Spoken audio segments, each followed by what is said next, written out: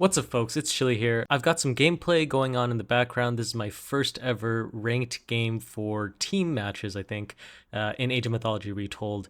And in this video, we're just going to take it easy. We're going to talk about something that I've been seeing a lot of questions being asked in my comment section, as well as just questions I've seen in the subreddits for Age of Empires and Age of Mythology as well. And that question is, which game should I get? Should I get Age of Empires 4 or Age of Mythology Retold now that Retold is out?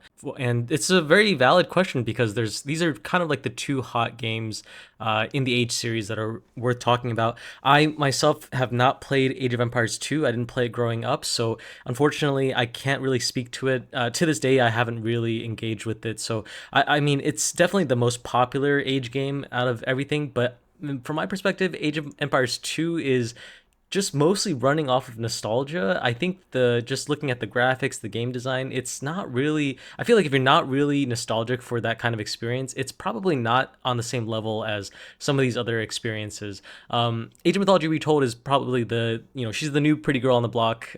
She's got all the pretty graphics. She's got the myth units that are super cool. You can, fight with minotaurs and cyclopses, and you have those titans running through people's bases. That stuff is badass. But Age of Empires 4 is kind of like the new revolution of the whole series. It's a kind of a different approach to the Age of Empires model. And yeah, I guess I just want to give you guys a few thoughts on which game I think you should get based on what your interests are. TLDR, if you are into the competitive RTS experience, Age of Empires 4 is definitely the way you're going to want to go. And meanwhile, if you're into just nostalgia for like the mythological setting, or you're just a fan of mythology in general, then Age of Mythology Retold is the way to go. But let's get a little bit deeper into what this all means. So I said Age of Empires 4 is the better direction to go in if you're looking for that RTS competitive experience. Why do I say that? Well, I think the Age of Empires 4 is probably one of the cleanest designs of an RTS that I've seen in a very long time. It was originally made by Relic, and they're the company behind Company of Heroes, and you can definitely see Company of Heroes style game design being influencing the Age of Empires model now in Age of Empires 4. So a very clear example is in Company of Heroes, there's this very discrete difference between tanks, which are these big heavy armored vehicles, as well versus the regular infantry that just shoot guns. Basically, if a tank rolls out onto the battlefield, your guns do next to zero damage to those tanks. You need to start investing in anti-tank guns, and it just kind of like forces this kind of like tech race in the middle of the game. Something like that is very similar in Age of Empires 4, where when you have an armored unit, it takes so little damage from your basic light units that you have to invest in teching up and pumping out crossbows or other kinds of anti-armored units to have any chance against armored knights or men-at-arms, which is kind of cool because it places a lot more priority on those kinds of units. And historically speaking, knights were very dominant in the medieval battlefield, so this kind of like echoes history a little bit as well. And that like very strong, discrete difference also makes it easier for new players to understand, like, oh, this person has knights, I need to make crossbows. Like, it's just very clear. If I make anything other than crossbows or a spearman to counter knights, I'm just gonna get wrecked. And there's very discrete lines in the balance. If you compare this to Age of Mythology Retold, Retold does shake up the original Age of Mythology balance a little bit. You've got god powers you can cast multiple times, for instance. Some of the gods have slightly different bonuses, and it's all really exciting. But it still really sticks to the original Age of Mythology formula for the most part. Every civilization and god more or less plays about the same, with some slight balance tweaks here and there. And the Age of Mythology definitely comes from an era where a lot of Civ design and RTS design in general was a lot more, I would say, like more flavor focused than competitively like esports balanced focused. So it kind of borrows from like more older style Age of Empires design philosophy. So different units will have every civilization in Age of Mythology, for instance, has like a slightly different name and a slightly different stat line. So you have hoplites, who are the spearmen for the Greeks, versus the spearmen, who are the spearmen for the Egyptians, the herdmen, who are the spearmen for the Norse, and then the catapults are the quote unquote spearmen for the Atlanteans. But every single unit, even though they kind of fulfill that spearman role, they have slightly different bonuses in how they deal with cavalry. Hoplites, for instance, are a little bit more generalist. They don't have quite as strong anti-cavalry bonuses. So they're generally good against other units as well, but mostly focus on cavalry. Compare that to the herdman, which is the Norse spearman, which is specifically targeted to be an anti-cavalry unit. And as a result, like when you're playing the game, you're not there's not like very strong differences in the different units, and you don't feel that kind of like very discrete difference as a result, which means that everything kind of mushes together. You're not thinking like, oh, herdman has like 4x bonus against cavalry, whereas the hoplite only has like a 1.5x bonus against cavalry. You're just thinking like, oh yeah, like this guy has a pointy spear, maybe I'll use it against the cavalry, maybe I won't, I don't know. And as a result, Age of Mythology, the approach that most players have, I think, is that it's too much effort to memorize all these different, slightly differently tweaked stat bonuses here and there, and you're not going to bother memorizing it, and you're just going to play a little bit more haphazardly and just kind of play for fun as a result. Which is why I think Age of Mythology is much better as a non-competitive game, much better as a just for fun type of game. But in Age of Empires 4, those bonuses, any kind of unit bonus is like very, very, very felt. For instance, the Palace Guard. The Palace Guard is a unique version of the Men at Arms in Age of Empires 4, and its main thing is that it's a little bit less armored, but it's a lot faster. And as a result, like this, even though it's just like a few slight tweaks of the stats, the tweaks of the stats are so significant that you really feel it in game. Palace Guards for this like Chinese unique unit plays completely differently than your regular Men at Arms.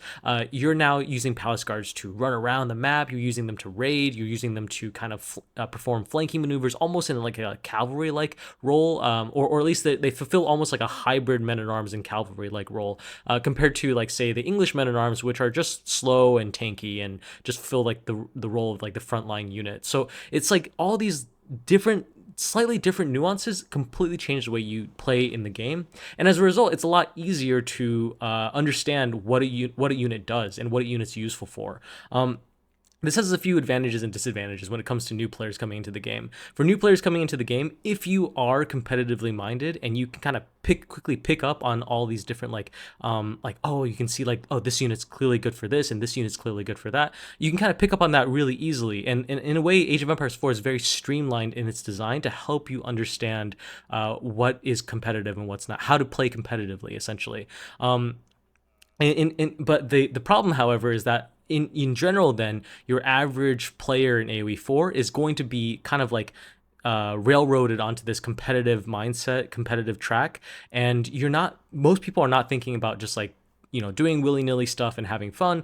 They're kind of thinking about like, okay, this unit is meta, this unit I need to hit this timing, and it kind of develops that culture around the space, which is super, super cool if you like playing, if that's your vibe. If you like playing those competitive scene games, it is exactly what you're looking for, because it's easy to pick up what is competitive, and then the culture of the community is also just very competitively focused. In contrast, in Age of Mythology, it's a lot of effort if you do want to learn how to play things on a competitive level, and it's not quite as rewarding if you do. Not a lot of players, not as many people in the Age of Mythology community are going to be focused on that. I think instead, most people in the Age of Mythology community are going to be focused on things like, they want to play scenario editor or something like that, and make their own little like, what's it called, mythos? I think it was called. There's like different kinds of scenario levels. You got the Helm's Deep level. You got all these different like mini scenarios that people can make. You can have fun with the campaign and just do single player. You can do some comp stomps. Those are going to be a blast. And if you play with your friends, especially people who are more casual, it's going to be fun no matter what, because it's so easy to just like make cool units and just feel really good about yourself when you're pumping stuff out and using those god powers. You get that power trip one way or another. But like if you are trying to play Age of Mythology on a competitive level, it is so frustrating. Like, just the game is the design is very old. It's just a very it's got a very old philosophy, and there's a lot of bullshit in that game that happens if you are trying to play competitive. You'll see units act in a way that's like, oh dude, that clearly was not well thought out or fully balanced.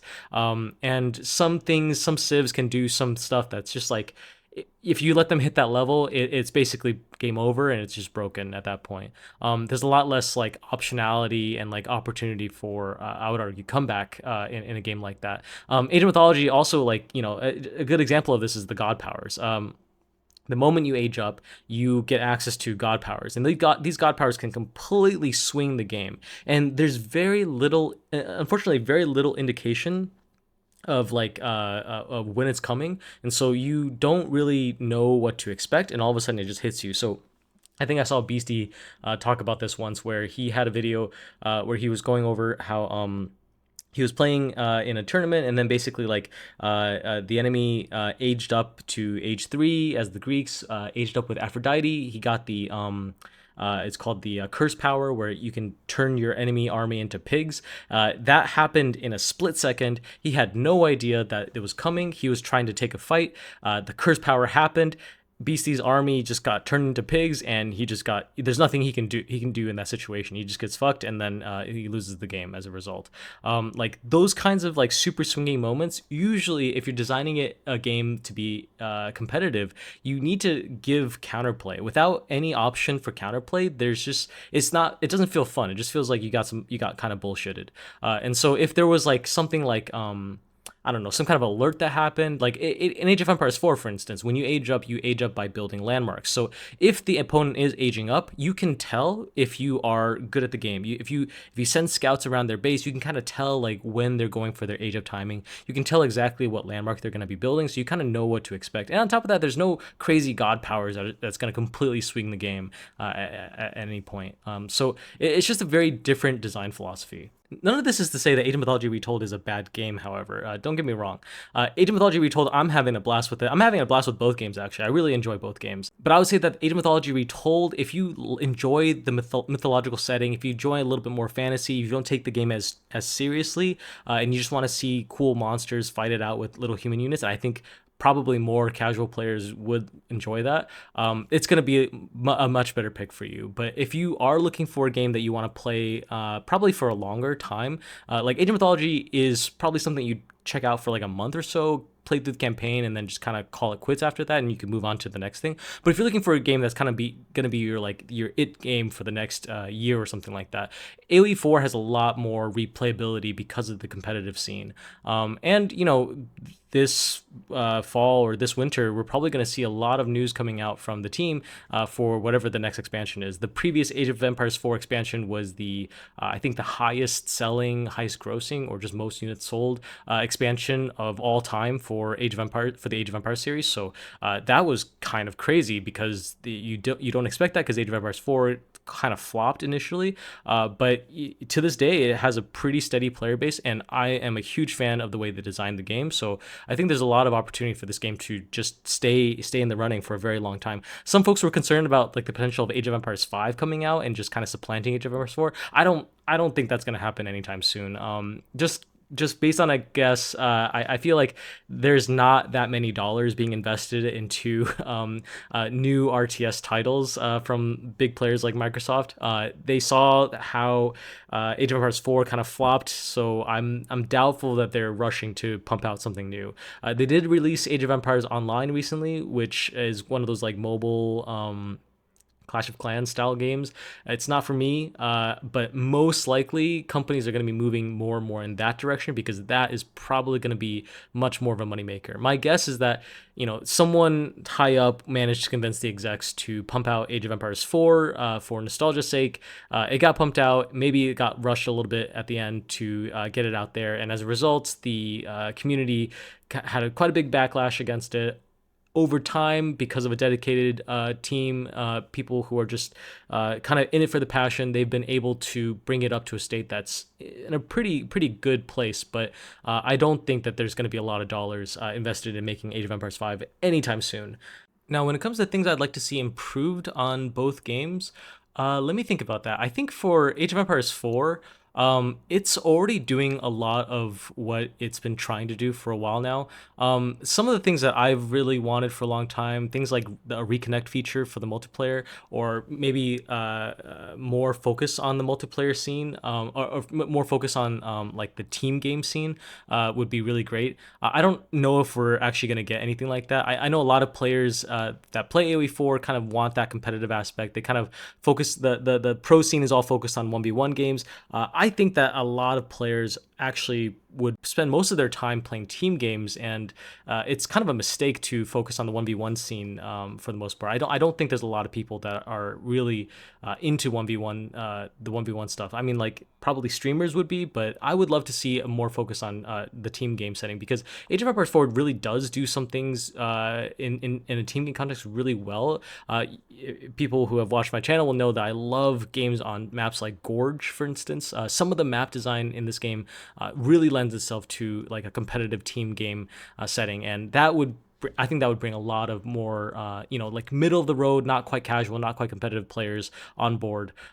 So that would be like my biggest request, and of course, like new civs. I design a lot of civs on this channel, and also on the subreddits. You might have seen some of my posts. I have a link in my website in the bio below where you can check out all the concepts I've made. Age of Empires 4, out of the two, compared to Age of Mythology, is definitely a lot more exciting for me when it comes to designing a civ, because the template is so much more rigid, and I love that. Like, I love thinking outside of the box when you give me a very solid box to think within. Whereas in Age of Mythology, the rules are a lot more loosey goosey, and it just doesn't feel as like if I design a new mechanic in Age of Mythology, it's not as meaningful for the gameplay stuff, at least. It's Age of Mythology designs are a lot more just aesthetics focused, like, oh, like, we can pick this god or this power, and it's like, oh, wouldn't that be cool? Yeah, that'd be cool. But you're not really thinking like, oh, like if I spawn this particular unit, how will that completely change the way the player thinks about the game? And that's a little bit more exciting for me when I'm designing these things. So like, for instance, I've been working with Hossein on creating modded civilizations for the past few months now, and like that's going to continue for sure, because just designing civs for AOE4 is just a lot more. It's much more of an interesting puzzle compared to just putting random cool shit in a civ in Age of Mythology. And I fear that a lot of civilization designs and civilization mods for Age of Mythology are going to feel more like that. For Age of Mythology, the things I'd like to see improved, well, mainly would be just a co-op mode. I think there's been some murmurs about a co-op mode coming in pretty soon. I know that since Age of Mythology will have a more casual audience, the co-op feature or co-op campaign type of thing would just be absolutely gangbusters if they decided to sell that as an expansion. I know I would buy the heck out of that and just get my friends to play. That'd be super awesome. All right, yeah, that's all from me. So in conclusion, if you like competitive, play AOE4. If you're looking for a more casual experience, play Age of Mythology Retold. And if you're just nostalgic and you want 2D graphics, then play Age of Empires 2, I guess. Oh, and for Age of Empires 3, oh god, Age of Empires 3. I used to play a crap ton of Age of Empires 3. I Unless you are a really really big fan of that kind of setting, that like age of exploration, turn of the industrial age setting, then don't bother with Age of Empires 3. I'm sorry. Like it's I grew up with that game. I felt a lot of nostalgia for that game. I still listen to Ovelicious when I'm doing work. It's one of my favorite songs to put on repeat. I enjoyed the heck out of that game, even with the extent the definitive edition. I played a crap ton of it. But it's so frustrating the way that like the game actually plays out, the support that the game's basically not getting, the emphasis on the European civilizations over everything else. It's a bit frustrating for me. And I was never a player of the competitive ladder in that scene, so I don't know much about all that. But Age of Empires 3, like every single time I go back to that game, it's a clunky mess. It just feels terrible. It's like everything. Age of Mythology Retold has the same engine, so some clunkiness that exists in Age of Mythology Retold, it's like that clunkiness turned up to 10 in Age of Empires 3, even in the definitive edition. So would not recommend it. If you do like the setting though, definitely go for it. It's a great experience as well. Just not if you want to play it for a long term. Anyways, that's all I wanted to say. I wanted to hear what you guys have to say. What do you guys think about what do you guys think about Age of Mythology Retold versus Age of Empires 4? Why would a new player want to get one over the other? Let me know in the comments below. just wanted to share this quick video with you guys and also show off this cool little win that I got in this ranked game. So, yay. All right, that's all from me, guys. Stay frosty, stay chilly.